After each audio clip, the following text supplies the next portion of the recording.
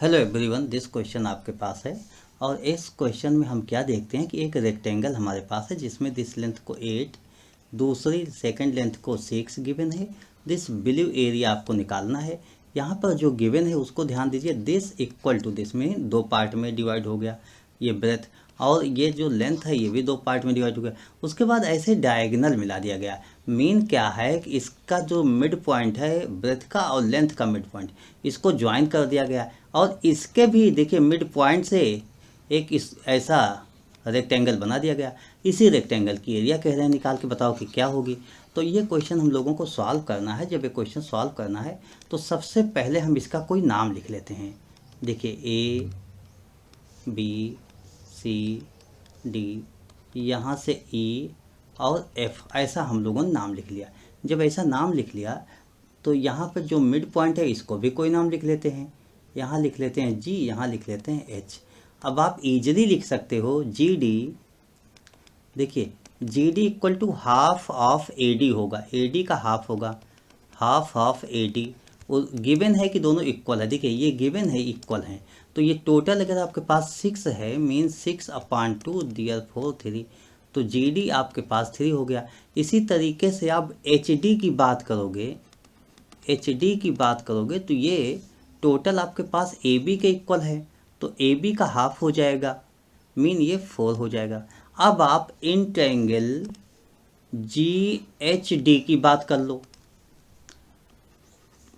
इन triangle G H D, जब इसको हम देखते हैं तो हम यही लिखेंगे G H square equal to G D square plus D H square.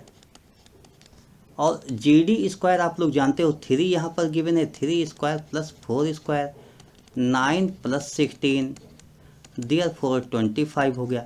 यहाँ से आपने जी एच की वैल्यू जैसे ही निकाल लिया ये 5 आ गया। तो जी एच आपके पास आ चुका है। देखिए आपके पास जी एच आ चुका है। यहाँ पर एफ आपके पास है। अब आप एक काम करो, केवल ट्रायंगल जी एच डी की बात हम कर लेते हैं। जी एच डी की ये मिड पॉइंट है आपके पास, इसको याद रखिएगा। तो इन ट्रायंगल जी एच डी, इन ट्रायंगल जी एच डी, देखिए ये एफ जो है मिड पॉइंट होता है। अगर हम एफ से जी डी पर एक परपेंडिकुलर लाइन ऐसे ड्रा कर दें तो इसको एम लिख लेते हैं, ठीक है। ये एफ एम इस तरीके से परपेंडिकुलर, और एफ से डी एच पर एक परपेंडिकुलर लाइन ऐसे ड्रा कर देते हैं तो यहाँ पर इसको एन लिख लेते हैं। ऐसे मैंने एन लिख लिया। देखिए आप जो ये परपेंडिकुलर लाइन ड्रा कर रहे हो 90 है तो ये भी 90 है, इसका मतलब ये दोनों लाइनें पैरेलल हो गई। इन ट्रायंगल जी एच डी, इन ट्रायंगल जी एच डी, देखिए जी एच डी की जैसे ही मैंने बात किया, अभी मैंने जी एच डी, अगर मैं इसको हटा दूं जी एच डी की बात करूं तो F M parallel to H D, F M parallel to H D, इस तरीके से लिखा। मीन दिस एफ एम जो है एच डी के पैरेलल हो गया। और पैरेलल हो गया, ये मिड पॉइंट है। आप ये जानते हो कि एफ इज मिड पॉइंट, तो आप ये लिख सकते हो कि मिड पॉइंट है। टोटल ये आपके पास 5 है, ये टोटल जो है ये जी एम भी आपके पास हाफ हो जाएगा। तो there four g m equal to, देखिए मिड पॉइंट थ्योरम आप लगा दीजिए, या नहीं हो तो आप ऐसा लिख लो। चलिए मैं मान लेता हूँ कि आपको यहाँ भी नहीं आता, कुछ भी नहीं समझ में आता, तो आप क्या लिखोगे, इसको तो एम लिख लो। आप यही लिखोगे G M upon G D equal to, आप यहाँ पर F M upon H D ऐसा लिख सकते हो दिस। और इसी तरीके से आगे बढ़ते हुए जी एफ अपॉन जी एच लिख सकते हो। तो यहाँ से जी एम की वैल्यू आपके पास, जी एम ये क्या हो जाएगा, अगर ये मिड पॉइंट है तो ये भी मिड ही होगा।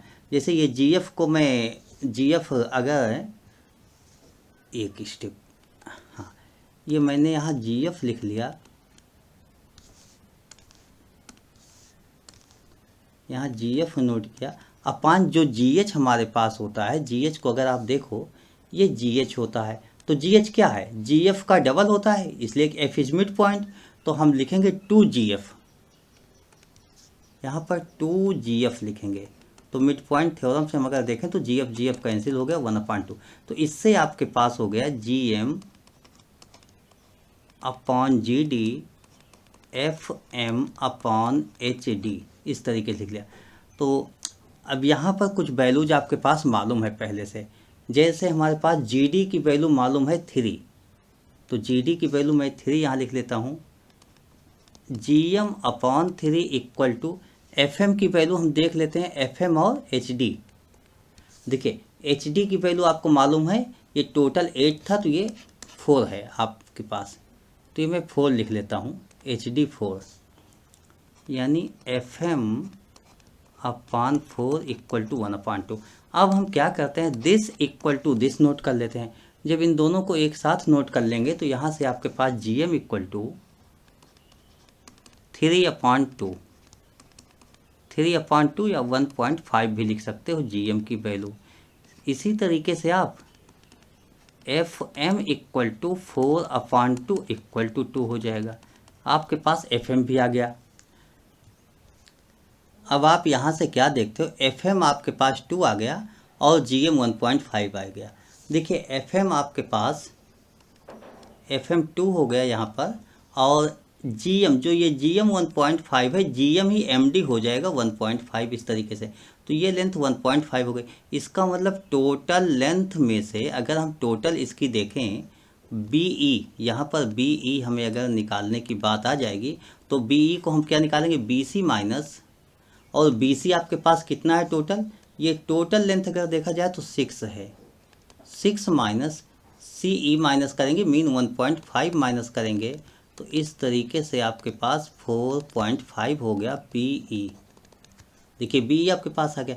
और मैं यहाँ से अगर इस तरीके से EF निकालने की बात की है कि EF क्या होगा, तो आप ये कहोगे टोटल होगा, टोटल मतलब 8 माइनस दिस स्टेप हो जाएगा 2, तो ये आपके पास 6 हो जाएगा EF। अब एरिया ऑफ ब्लू रीजन आप निकाल सकते हो, इन दोनों का मल्टीपल होगा।